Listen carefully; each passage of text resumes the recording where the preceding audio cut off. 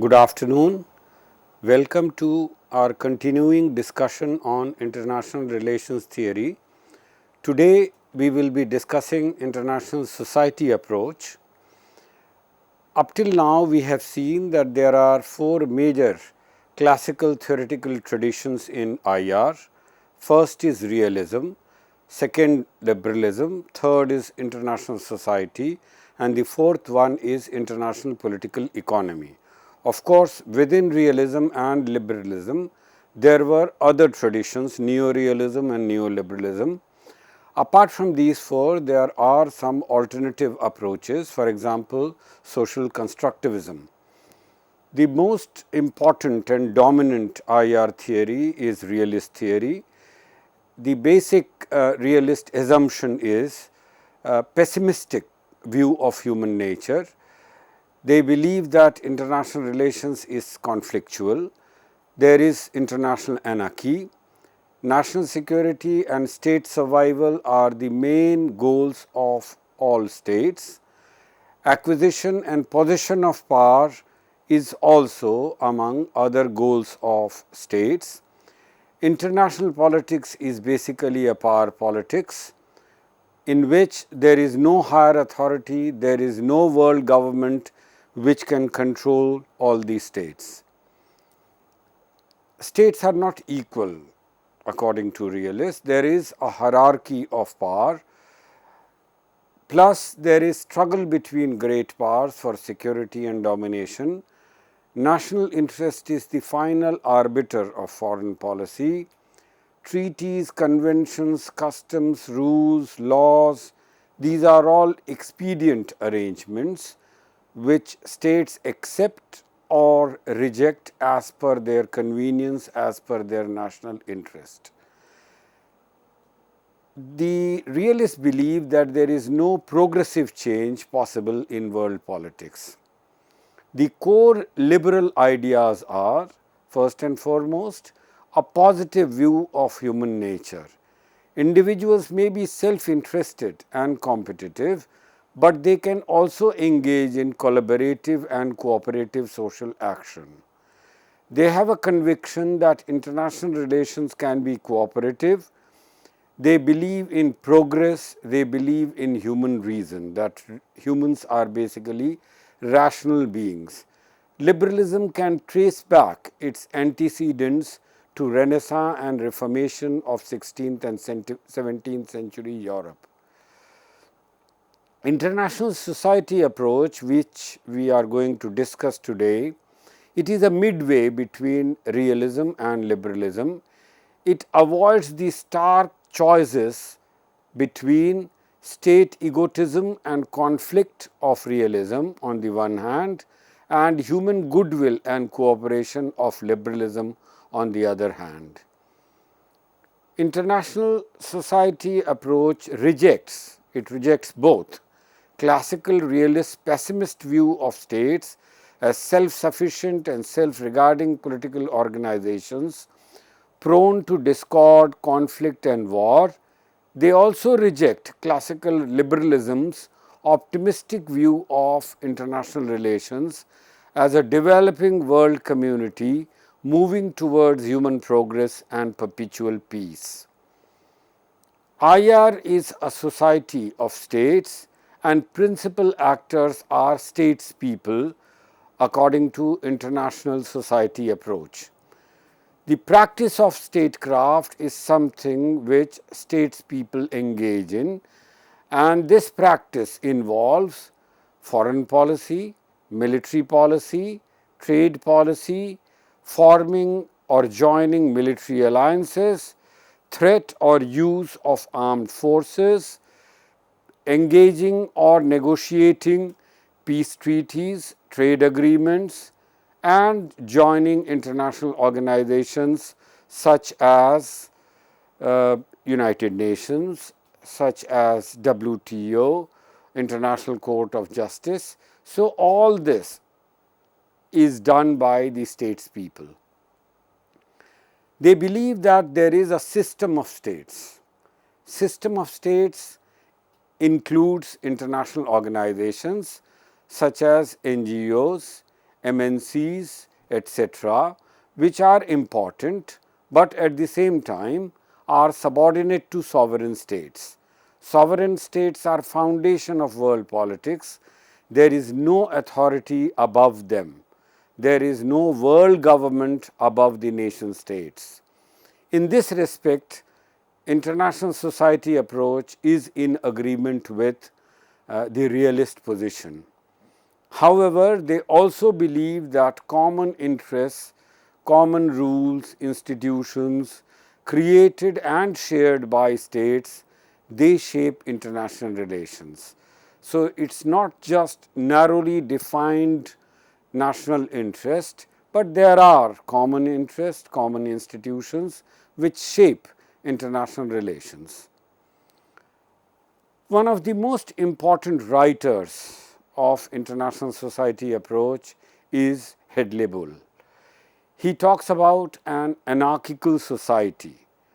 He talks about international system and international society, and he distinguishes between the two. International system includes system of states, consists of system of states formed when two or more states have sufficient contact with each other and they can also impact each other. Now, such states, two or more, come together and form an international system or system of states.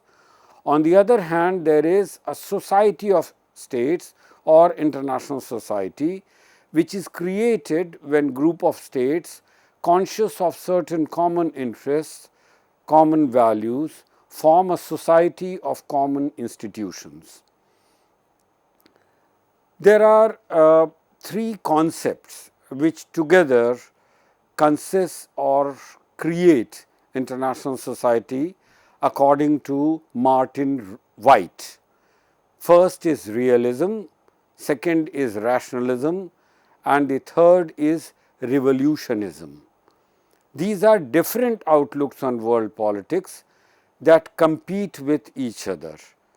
Realism maintains that states are power agencies which pursue their own interests. It is very much in agreement with the realist school of thought, which sees states as sovereign, which believes that there is no authority above the states and the states are guided by their national interest defined in terms of power. They also believe, the realists believe, realism believes that there is international anarchy, as has been pointed out by Machiavelli, the thinker of 16th century. According to them, international relations is basically instrumental relations, that the states employ foreign policy to achieve certain goals. So, this is realism. The second concept is rationalism, which believes that states are legal organizations that operate in accordance with international law and in accordance with diplomatic practices. There is a continuous international dialogue and interaction among states. International relations is a rule-governed activity based on mutually recognized authority of sovereign states. So, state sovereignty and by implication international law is very critical to rationalism, and this was pointed out by one of the early thinkers, Hugo Grotius. The third concept is revolutionism. Revolutionism downplays the importance of states. It talks about the moral unity of the humankind, which is something above the states. They believe that humans are a primordial world community, or that is more fundamental than the society of states. So, this moral community, this world community is more important than society of states, and this is something which was first of all pointed out by Kant, Immanuel Kant, at the end of 18th and early 19th century, who believed in perpetual peace, who believed that the world politics is moving towards more and more states becoming republican, and these republican states will ultimately establish international peace. The international society approach of Martin White, it believes that there is a conversation or dialogue between the three schools or the three concepts that have been pointed out earlier, which are basically three different theoretical perspectives and approaches, but there is constant dialogue among the three. Each represent a distinctive normative position or voice in continuing dialogue about the conduct of foreign policy and other international human activities.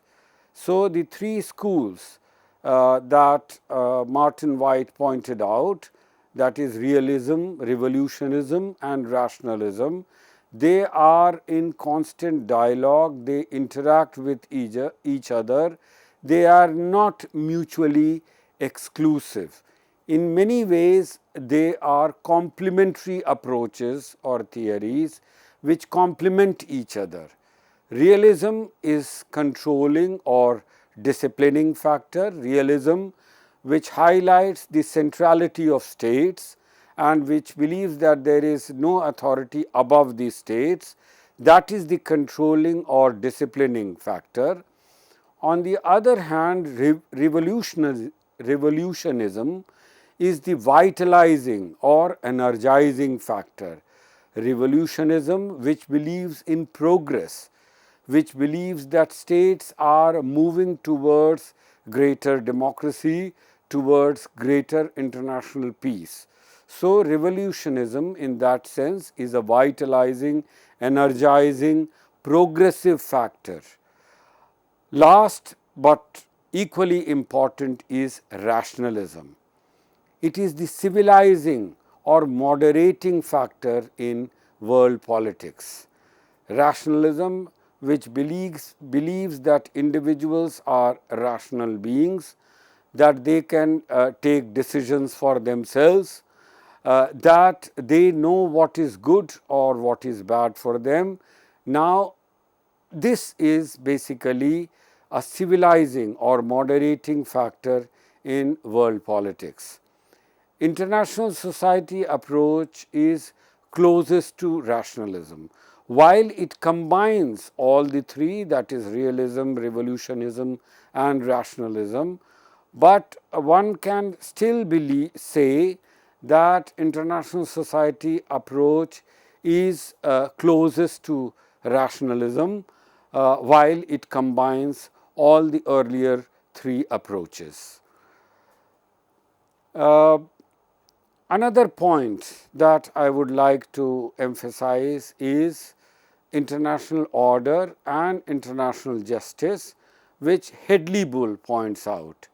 According to him, international order is a pattern or disposition of international activity that sustains the basic goals of society of states. On the other hand, there is international justice, which are moral rules which confer rights and duties upon states and nations. For example, the right of self-determination, the right of non-intervention, that states should not intervene in the internal affair of other states, which also emphasizes equality of all states and equal treatment of all states. So, Hedley Bull was among one of the most important theorists of international society approach. He believes that the fundamental goals of anarchical society are four. First, preservation of international order and society. Second, upholding independence of member states, maintaining peace, and helping to secure normative foundations of all social life, which includes avoiding war and promoting peace. Yet another goal of anarchical society, according to Hedley Bull, is keeping of promises. Whatever commitments that the states make or states people make, they have to keep those promises, they have to abide by those promises and those rules. The fourth goal is the stability of possession, which basically means mutual recognition of state sovereignty, that all the states should recognize each other as equals. No state is above the other, and they should not interfere in the affairs of other states. Bull talks about three kinds of order in world politics. First is the order in social life or human relations. Second is international order between states in a system or in a society of states. And the third is world order, which is an order which encompasses entire humanity or humankind. And this order, which is the world order, is more fundamental and more primordial than international order, because it encompasses entire humanity. International order only talks about states, whereas world order includes the entire humanity, it includes states, it includes other organizations, for example, the NGOs, for example, international organizations or MNCs. So, all those are included within the concept of world order, which is all encompassing and which is more fundamental than the international order. Now, I will end this lecture here. We will continue the rest of the concepts and theme in the next lecture. Thank you very much.